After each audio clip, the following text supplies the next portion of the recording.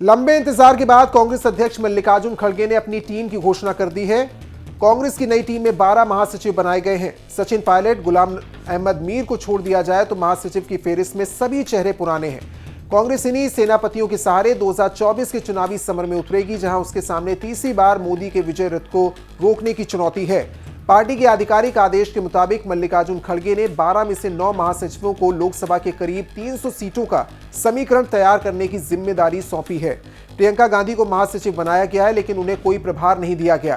केसी वेणुगोपाल पहले की तरह संगठन और जयराम रमेश संचार देखेंगे। दिलचस्प बात यह कि कांग्रेस ने जिन 12 नेताओं को महासचिव बनाया है, उनमें 9 महासचिव ऐसे हैं जिन्होंने मोदी काल में या तो चुनाव नहीं लड़ा या लड़ा भी तो बुरी तरह हार गए। आपको बता दें कि कांग्रेस संविधान के अनुच्छेद 21 में महासचिव पद का उल्लेख है। पार्टी संविधान के मुताबिक अध्यक्ष के सहयोग के लिए महासचिव का पद बनाया गया है। कांग्रेस संविधान में महासचिवों को अहम जिम्मेदारी दी गई है। कांग्रेस संविधान में लिखा है कि महासचिव राज्य की राजनीतिक हालात की रिपोर्ट तैयार करेंगे, जिस पर कांग्रेस कार्य समिति में चर्चा होगी। महासचिव संबंधित राज्य के वित्तीय व्यवस्था के ऑडिट में सहयोग करेंगे। ये रिपोर्ट भी CWC को भेजी जाएगी। इसके अलावा कांग्रेस महासचिव पार्टी के भीतर चुनावी रणनीति तैयार करेंगे और टिकट वितरण करने के साथ चुनाव में जीत के बाद सरकार गठन में महत्वपूर्ण भूमिका निभाएंगे। कांग्रेस के राष्ट्रीय महासचिव और प्रदेश और राष्ट्रीय स्तर के नेताओं के बीच कोऑर्डिनेटर का काम करते हैं। यानी आसान भाषा में कहें तो महासचिव किसी राज्य में कांग्रेस अध्यक्ष का संदेशवाहक होता है। अब आपको कांग्रेस के 12 नए सेनापतियों का हाल बताते हैं। कांग्रेस मुख्यालय में मुकुल वासनिक का जलवा लंबे वक्त से बरकरार है। खड़गे के वासनिक को गुजरात का प्रभारी बनाया है। गुजरात में लोकसभा की 26 सीटें हैं, जिस पर अभी बीजेपी का कब्जा है। वासनिक मध्य प्रदेश, राजस्थान जैसे राज्यों के प्रभारी रह चुके हैं। राज्यसभा के जरिए राजनीति में सक्रिय वासनिक ने मोदी काल में एक भी चुनाव नहीं जीता। 2014 में वासनिक को महाराष्ट्र के रामटेक सीट से शिवसेना ने कृपाल तुमाने ने 1,75,000 वोटों से हराया था। वासनिक ने 2019 में चुनाव ही नहीं लड़ा। 2018 में राजनीति में एंट्री करने वाली प्रियंका गांधी को फिर से पार्टी का महासचिव बनाया गया है। हालांकि प्रियंका से यूपी का प्रभार ले लिया गया है। प्रियंका बिना किसी प्रभार के कांग्रेस महासचिव बनाई गई है। प्रियंका के यूपी प्रभारी रहते हुए 2022 के विधानसभा चुनाव में कांग्रेस 2 सीटों में सिमट गई थी। 2019 में लोकसभा चुनाव में तो कांग्रेस परंपरागत अमेठी सीट भी हार गई। मोदी काल में खुद का चुनाव लड़ने का प्रियंका गांधी का कोई अनुभव नहीं है। मल्लिकार्जुन खड़गे की नई टीम में जितेंद्र सिंह का प्रमोशन हुआ है। सिंह पहले सिर्फ असम के प्रभारी थे, लेकिन अब मध्य प्रदेश का भी कमान दी गई है। दोनों राज्यों में लोकसभा की 43 सीटें हैं, जिनमें से कांग्रेस के पास सिर्फ 3 सीटें हैं। महासचिव रहते हुए जितेंद्र सिंह का परफॉर्मेंस काफी खराब रहा है। उनके नेतृत्व में 2021 के असम चुनाव में कांग्रेस को बुरी तरह हार का सामना करना पड़ा था। सिंह मध्य प्रदेश में भी चुनाव से पहले स्क्रीनिंग के कमेटी के अध्यक्ष थे, जिन पर टिकट वितरण का दारोमदार था, लेकिन कांग्रेस को यहां हार का सामना करना पड़ा। सिर्फ मोदी काल में खुद का चुनाव भी नहीं जीत पाए। 2014 और 2019 में सिंह राजस्थान के अलवर लोकसभा सीट से चुनाव मैदान में उतरे थे, लेकिन दोनों ही चुनाव में उन्हें करारी शिकस्त झेलनी पड़ी। 2019 में बीजेपी के बाबा बालकनाथ ने तो सिंह को 3,30,000 वोटों से हराया था। खड़गे की नई टीम में रणदीप सुरजेवाला को जगह मिली है। उन्हें कर्नाटक का प्रभारी पद बरकरार रखा गया, हालांकि उनसे मध्य प्रदेश का प्रभार ले लिया गया है। इसी साल अगस्त में सुरजेवाला को मध्य प्रदेश का प्रभार दिया गया था। कर्नाटक में लोकसभा की कुल 28 सीटें और 2019 में कांग्रेस को सिर्फ 1 सीट में जीत मिली थी।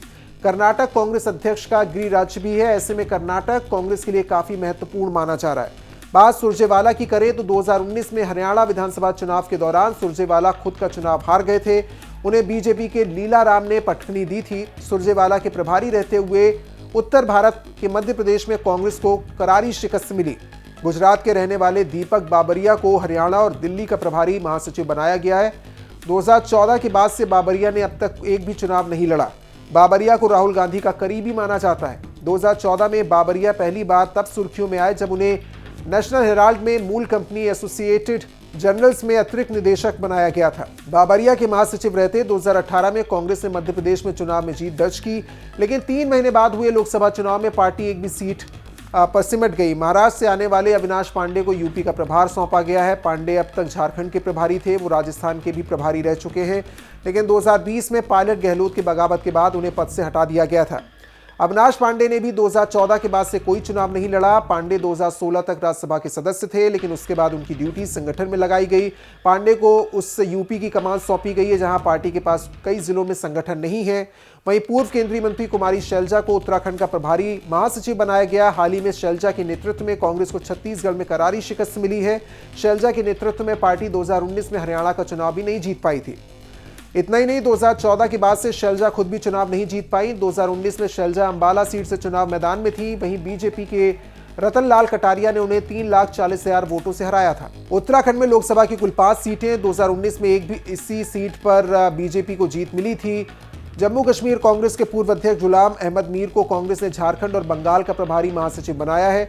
दोनों ही राज्यों में लोकसभा की कुल 56 सीटें हैं, जिनमें से कांग्रेस के पास वर्तमान में 3 सीट है। झारखंड में कांग्रेस सत्ता की साझेदार है। बात मीर की करें तो मीर 2014 के बाद से कोई चुनाव नहीं जीते। 2019 में उन्होंने अनंतनाग सीट से चुनाव लड़ा था, लेकिन उन्हें हार का सामना करना पड़ा था। कांग्रेस ने पूर्व केंद्रीय मंत्री दीपा दासमुंशी को केरल, लक्षद्वीप और तेलंगाना का प्रभारी महासचिव नियुक्त किया है।